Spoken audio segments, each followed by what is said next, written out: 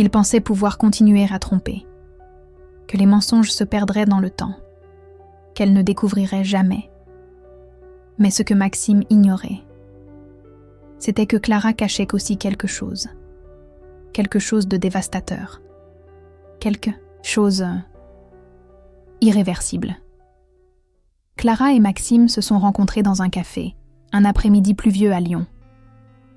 Elle lisait un roman seule, tout en buvant un cappuccino. Il a trébuché en passant, renversant un serviette sur sa table. Elle a souri. Il s'est excusé. C'est ainsi que tout a commencé. 5 ans plus tard, ils partageaient un appartement au 3e étage d'un vieux bâtiment. Les fenêtres grondaient avec le vent et le parquet craquait sous leurs pas.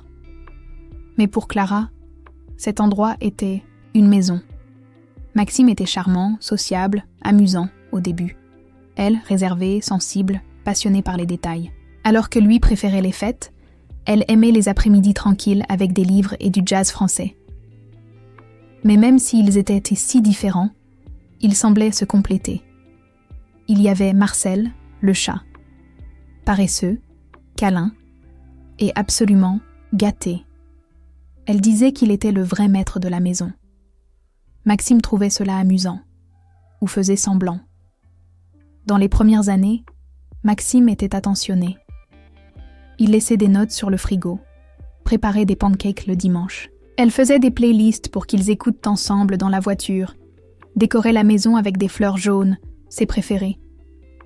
Mais comme tout ce qu'on ne prend pas soin, l'amour a commencé à couler entre ses doigts.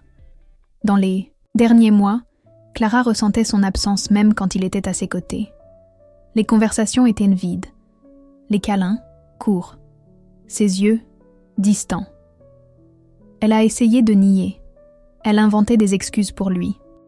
Il est stressé par le travail. Il est fatigué. Peut-être qu'il a des problèmes qu'il ne veut pas partager. Mais la vérité était là, dans les détails, dans le message silencieux qu'il ignorait, dans les dîners qu'il annulait à la dernière minute, dans la précipitation pour prendre sa douche en arrivant. Elle a compris. Clara a toujours été bonne à observer ce qui n'est pas dit. Une nuit, Maxime a dormi sur le canapé, son téléphone à la main. Elle a hésité, elle a respiré profondément, mais elle n'a pas résisté. Elle a pris son téléphone, et en quelques secondes, tout a changé. Message avec une femme appelée Léa, photos, vidéos, rires. Je peux à peine attendre pour te revoir. Elle ne se doute de rien. Le cœur de Clara s'est serré, mais elle n'a pas pleuré. Elle ne s'est pas mise à crier, elle ne l'a pas réveillé. Elle a simplement levé, et elle est allée à la cuisine. Elle a préparé un thé, comme si rien ne s'était passé. Elle s'est assise à la table, et elle a regardé Marcel, qui l'observait du couloir avec ses grands yeux tristes. C'est alors qu'elle a pris une décision. Elle ne dirait rien. Elle ne se rabaisserait pas à cette douleur. Elle ne lui donnerait pas le pouvoir de l'avoir détruite. Parce que Clara aussi avait un secret. 3 mois plus tôt, elle était allée chez le médecin à cause d'une douleur persistante dans le dos. Examen, attente, encore plus d'examens. Le diagnostic est tombé comme un murmure glacé. Sarcome avancé. Un type rare, silencieux et terminal. Elle avait des mois, peut-être des semaines. Elle a préféré ne rien dire à personne, même pas à sa mère, même pas à lui. Il ne voulait pas de regard de pitié. Il ne voulait pas de visite pleine de silence. Il voulait vivre le temps qui lui restait, à sa façon. Même après tout, elle a choisi de rester. Pas pour lui, mais pour elle-même. Dans les semaines qui ont suivi, Clara se levait plus tôt, préparait le café, classait les livres par couleur, regardait ses films préférés comme si c'était la dernière fois.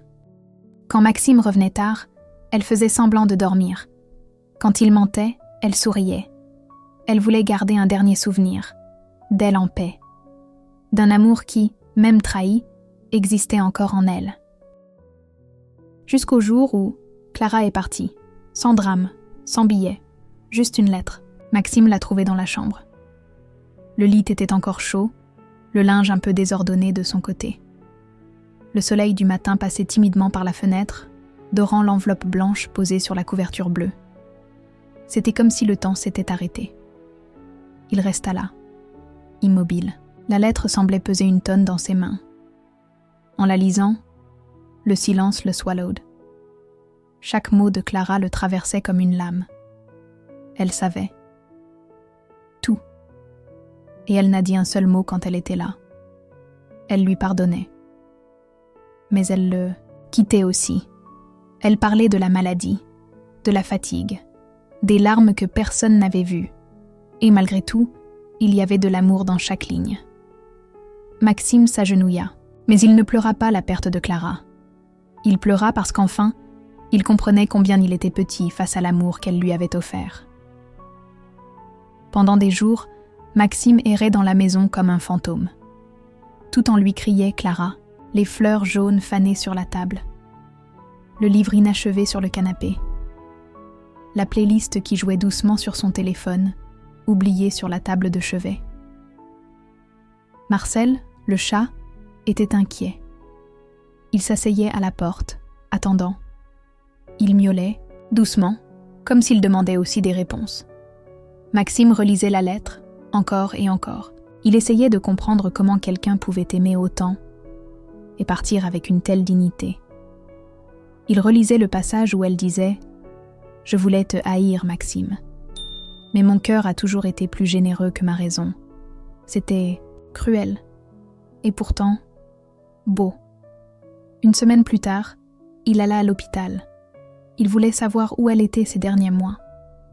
La médecin reconnut le nom. Elle dit que Clara faisait des examens là-bas, seule, qu'elle refusait l'hospitalisation, qu'elle voulait vivre libre jusqu'à la fin. Elle venait toujours avec un sourire, même avec la douleur, dit l'accueil, ému. Il quitta l'hôpital les yeux rouges, serrant fort la lettre dans sa poche. Le même jour, il retourna au café où ils s'étaient rencontrés. La table où elle lisait était toujours là. Il demanda un cappuccino. Il s'assit au même endroit. Le barista demanda « Tu veux du sucre ?» Et il répondit « Non.